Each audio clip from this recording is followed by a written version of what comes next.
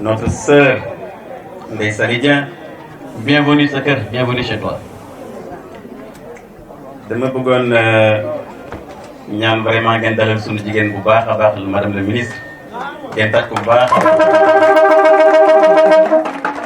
di ko wax ne ci turu waa Diobass yëpp ak turu commune Notto Diobass ñu ngi koy dalal jàmm moom ak délégation bi mu àndal.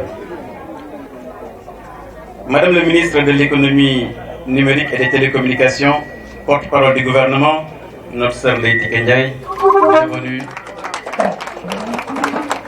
ñu ngi lay dalal fii ci Notto te nga bokk fi bu baax.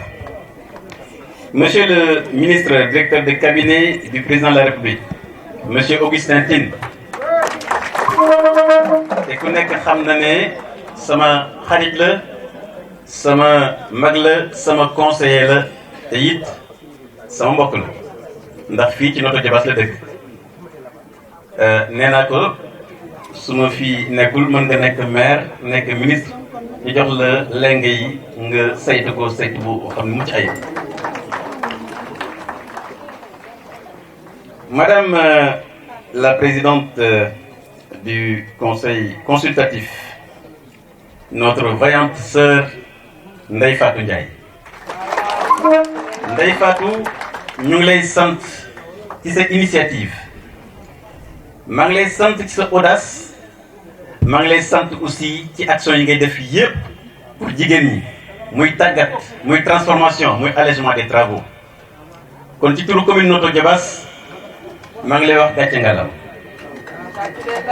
di la féliciter. yow bi ma say yaay di ma boole ak yow xale boobu tuuti ngoon ëpp na léegi mat fanweeri at te nee naa la kàddu yaay moom du réer àll jamais.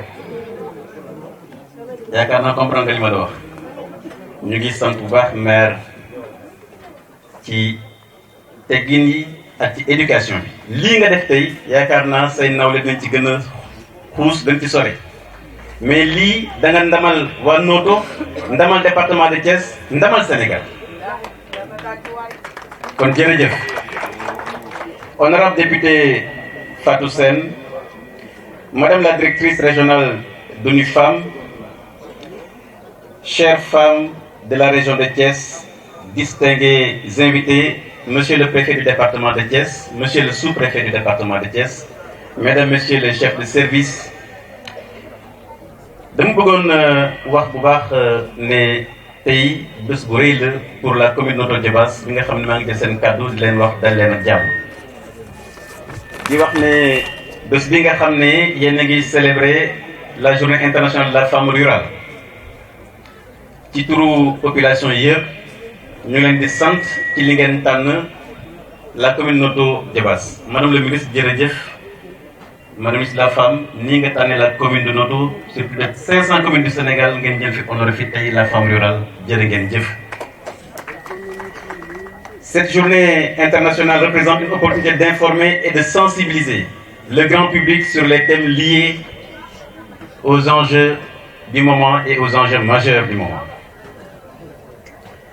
Le thème de cette année est d'autant plus important qu'il porte sur une question très importante pour les femmes, certes, mais aussi et surtout pour notre pays engagé sur la voie de l'émergence à travers la vision de son Excellence, le président de la République Macky Sall. En effet, le renforcement de la résilience, mais également la résilience des femmes et des filles face à la crise climatique, qui est le thème retenu, montre si besoin est le rôle central que joue la femme dans nos économies essentiellement agricoles. Madame la ministre, chers collègues du gouvernement, mesdames et messieurs, permettez-moi d'appeler simplement quelques éléments de chiffres au nom de la commune de Notto Diobass, puisque nous sommes une commune essentiellement rurale.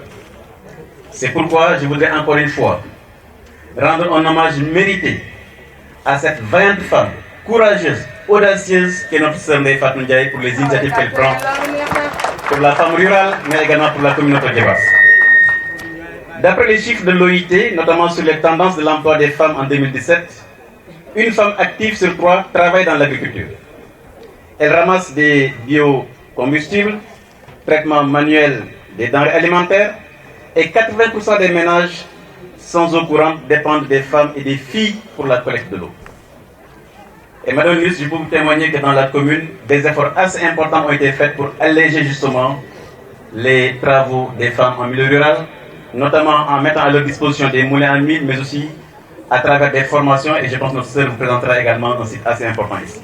Pour conclure, je voudrais donc simplement espérer qu'avec l'engagement de tous et de l'appui des partenaires, cette femme rurale, courageuse, dans sa dignité, puisque les femmes rurales, elles n'ont pas l'apanage d'être dans la rue pour porter des brassards rouges.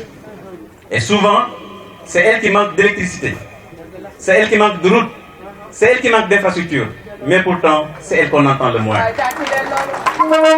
Donc je voudrais donc, avec l'engagement de tous, que cette majorité silencieuse ne soit pas oubliée dans nos actions, ne soit pas oubliée dans nos prières, mais également dans nos actions de tous les jours. Je voudrais encore une fois, au nom des populations de notre Djabas et à mon nom personnel, vous remercier Madame le ministre, remercier l'ensemble des collègues du gouvernement qui sont également présents et féliciter encore une fois les femmes pour cette ultime initiative et vous faire joyeuses fêtes et bonne journée internationale de la femme.